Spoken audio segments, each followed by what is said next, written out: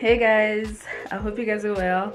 So I've been wanting to do this video since last year and I've been postponing and postponing. So today is the 23rd of February 2021 and the matric results just got released today for public schools. So I felt like what a better time to do this, because it's so relevant to what's happening right now, and with the matric results being out, I feel like this is now the right time to share it. So yeah, but firstly, let me get ready so that I look presentable to you guys.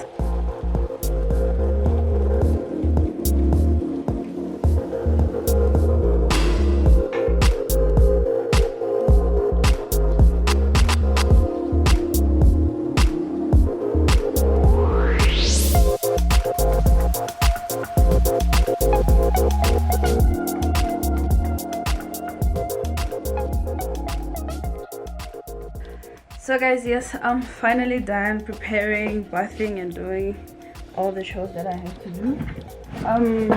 Right now I'm about to do a bit of research in terms of the closing dates for the things I want to talk to you guys about, for those who passed matric but don't qualify for the program that they want to do. So I'm quickly gonna do that, then get to the video. I depend on natural lighting to shoot everything. I'm not sure if I'll get everything done today, but if I don't, then I'll finish it off tomorrow with like getting into the details and everything. But I'm hoping everything can be done today. So I just want to finish doing the research quickly, then yeah, we can get to the actual crunch of the matter.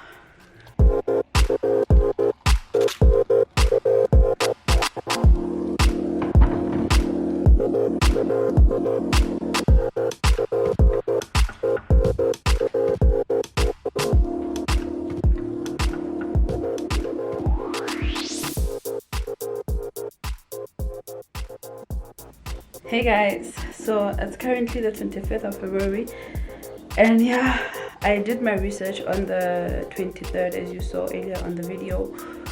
And honestly speaking, when I started this video, I was rooting for Matric Rewrite more than the version program, obviously for the reason I'm gonna state later in this video. But something popped up as I was researching. I'm gonna go to the Department of Education right now and find out how they resolve that issue. So just stay tuned, and I'll address it when I do the proper breaking down of all the options. So right now I'm just gonna like give you the facts for each option, then you choose, because wow, like my whole view on this just changed because something popped up. Like I said, something popped up, and now I'm not gonna decide for you guys if you should do the bridging program or you should rewrite, because I think it's a big thing. It's a big thing. Not that big obviously, but let me just go do my research at the Department of Education. It's currently I think 11 o'clock, so I'm just gonna go there, pop by and find out how do they assist students in that dilemma. So yeah, I just finished bathing. I just have to like fix my hair. As you can see, I still have my braids from last year, but that's not topic of today. Let me get busy, get going. So yes guys, I'm going to the taxis. I just hope I find the information that I need and everything, because I wanna finish this video before the 28th of February as a closing date for one of the options, which is the second chance program. So I want to like give you guys the opportunity to apply for those that want to apply, and also so that you have enough time to decide really which option you want to take. So yeah, currently just going to the taxis.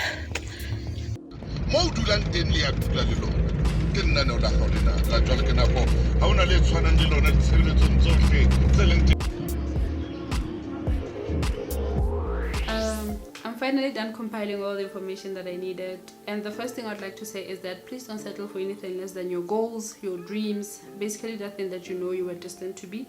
Don't settle less than that. And the reason why I say this is because I remember in my second year of varsity, I encountered this other lady that informed me that she was looking for admission into the institution, and I asked her which course she would like to study.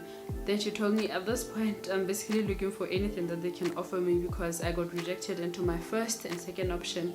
Then that laid something in my spirit, and it made me ask myself how many people are actually derailing away from their true purpose and settling for what's available or what can be offered at that specific time. So I'm hoping this video will help those people that don't qualify to do the respective course that they would like to study, and actually help them decide which option is best for you, bridging course or rewriting. So without any waste of time, please don't forget to like, subscribe and comment if you have any questions, and let's get to the video. The first option I'll be talking about is Matric Rewrite. So I'll be stating the pros and the cons for this option. The first pro is that it is free, so there's nothing like application fee, there's nothing like registration fee, there's nothing like tuition fee. It's absolutely free to apply to rewrite your Matric. Oh, the other thing I forgot to mention, even if you were paying school fees at your school, you don't have to pay school fees when you're rewriting your Matric.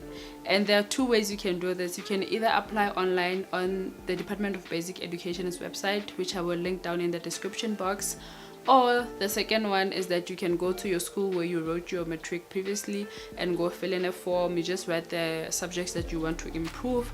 Then you only have to take like your ID. I think it has to be certified, I'm not sure, but just certified for in case. You just certify the ID copy, then you go with it to your school, you fill in a form, then they place the application on your behalf. So it's only those two methods that you can use to apply to rewrite your Matric, either online or you go to your school. Then the second pro is that the material is also free, so the resources are free. You don't have to buy any books, you don't have to buy any past papers if you buy them, you don't have to buy any of those. It's optional, obviously. If you want an extra material to kind of help you or assist you to understand the content better, that's up to you. But you can get the material and the resources, past papers, curriculum on the Department of Basic Education's website as well. So you just scroll and check the different things that they have on their website. They also have videos you can watch online and everything that you need. So the third pro is accommodation, is that you can do it at home. You don't have to pay any rent, you don't have to buy any grocery. Basically it's cost effective to rewrite your Matric. It's cost effective in the sense that everything is absolutely free and you don't have to attend any classes. You study at your own pace, so basically it's self-study. Then you just go at the end of the year to rewrite with this year's matriculants. So you're gonna be writing in November with them also.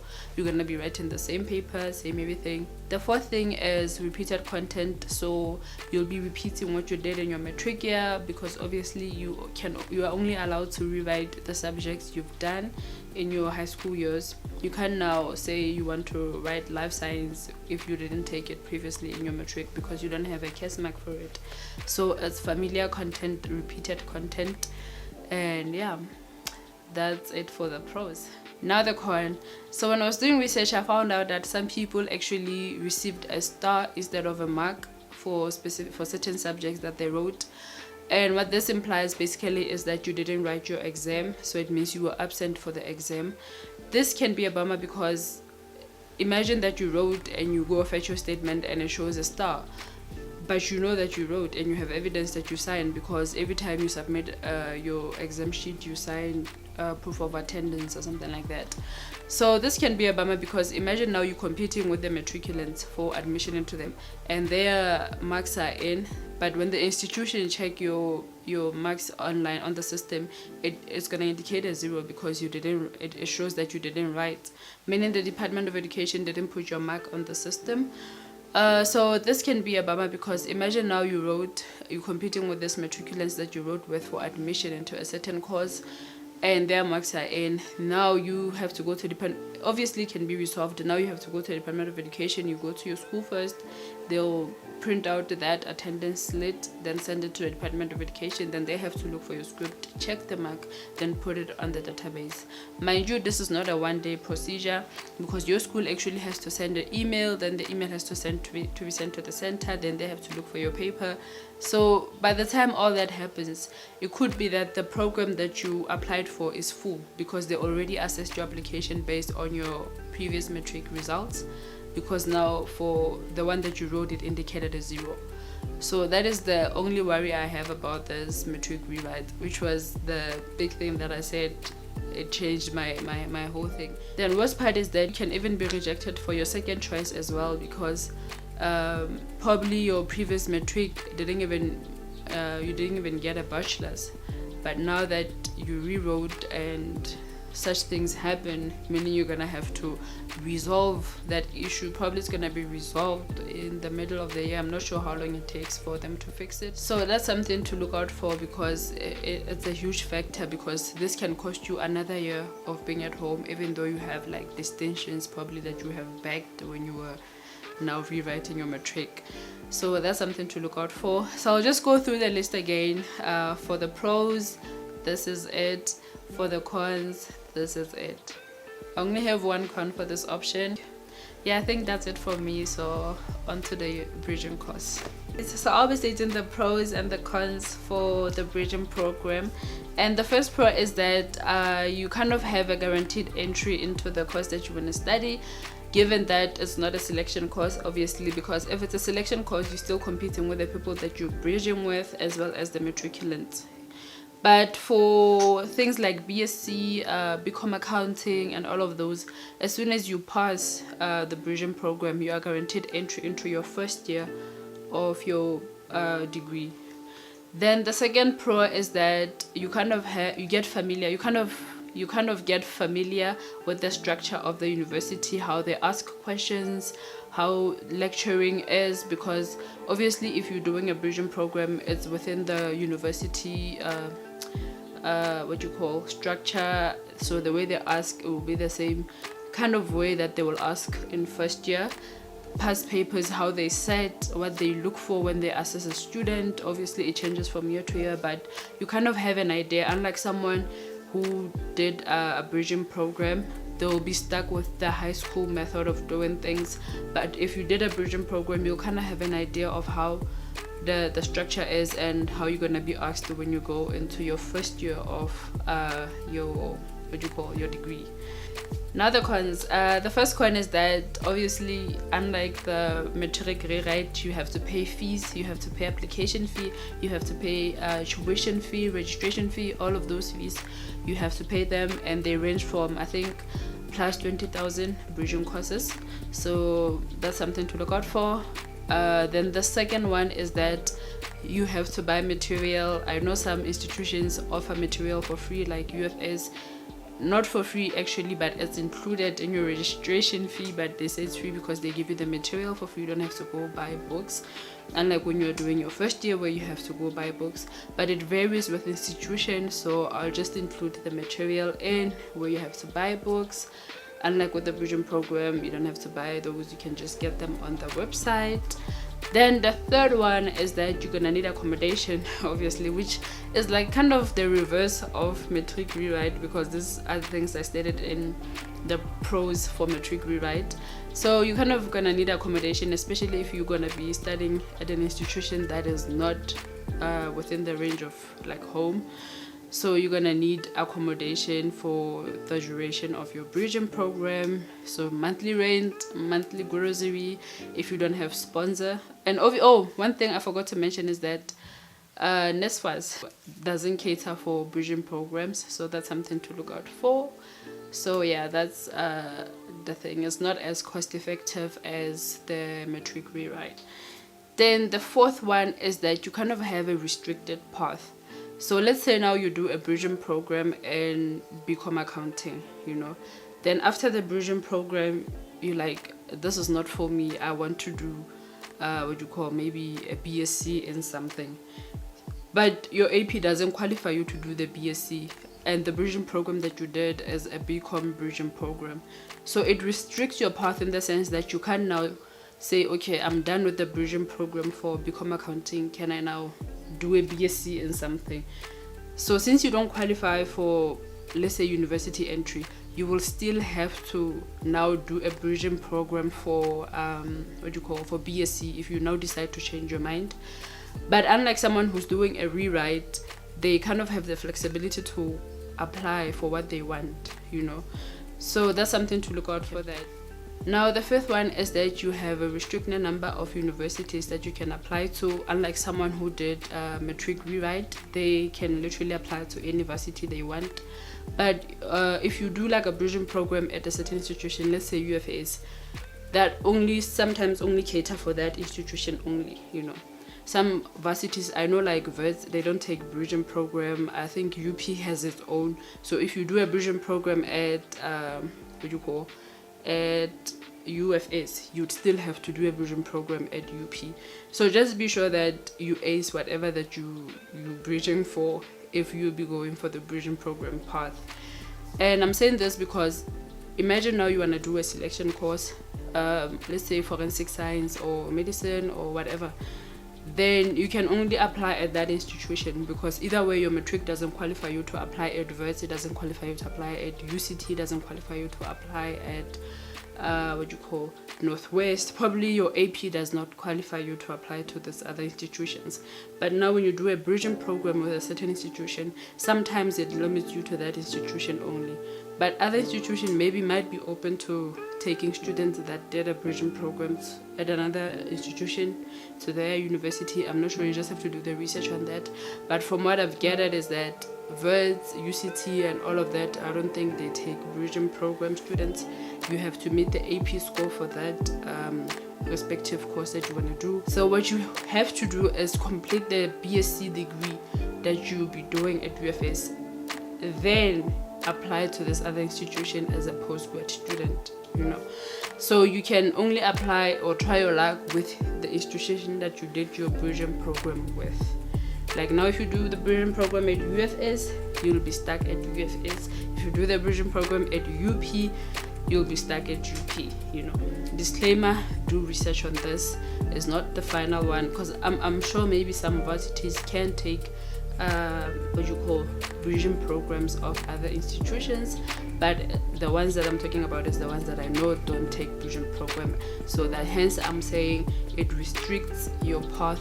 It restricts basically the number of universities that you can apply to. Okay, so I'll just go through the list again. The pros for bridging program are this, then the cons are this.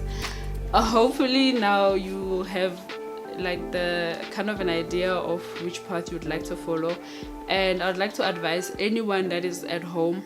Basically, let's say this year you didn't apply for university, you didn't apply for the bridging program because probably you thought you're gonna meet the AP score for the course that you want to do, but you find out that now when you got your results in February you don't meet the requirements.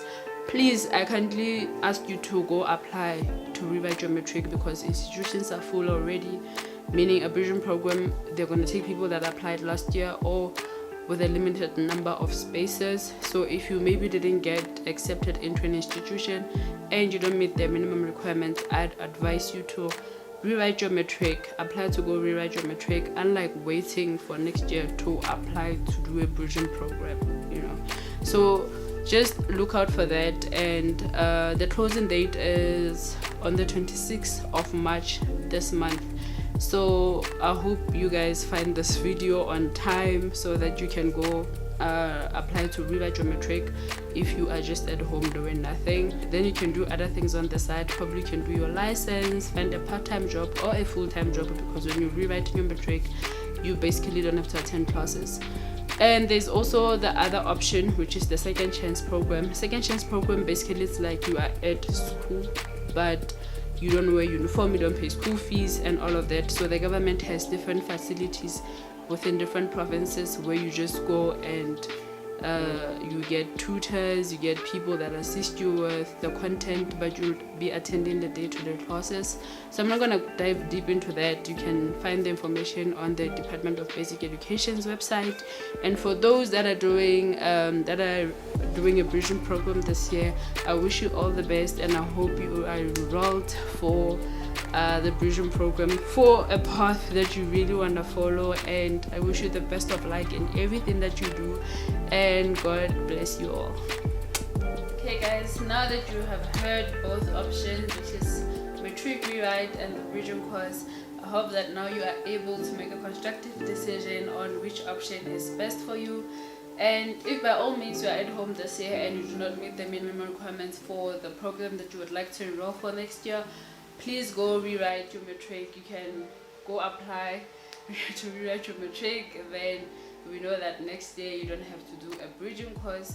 So yeah, I wish you all the best in whichever option that you take, and I hope that you really get to do your passion and that thing that you are passionate about and you know you were destined to do, like I said in the beginning of this video. So I don't know if you want to say anything. Okay, you first. Yes, oh yes.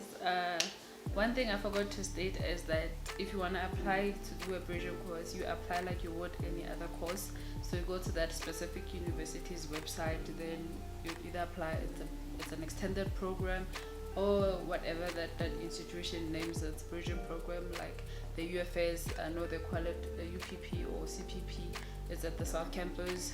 Then the UP one is at Mamelodi Campus. There's its extended program, so you'll just have to do your research on that. And the closing date is basically like a BSc course or economic course, like non-selection courses, they have the same closing date. So roughly like October, September there, that's when the bridging program closes. So just make sure you do apply on time if you want to do the bridging course, because I think they do get full real quick. So yeah, that's it for me guys. Okay, from my side, one thing I'd like to say is that please make sure you go apply before the 26th of March, because that's when the closing date is for the year 2021. So I don't want to miss this opportunity. You have, I think, 16 days or less to apply. 16 days to apply. So please make sure that you go apply before the date, because you might never know what happens on the day. And like I said earlier on, all you need is just to certify your ID, then go with the copy to your school. So that's all they'll need. And you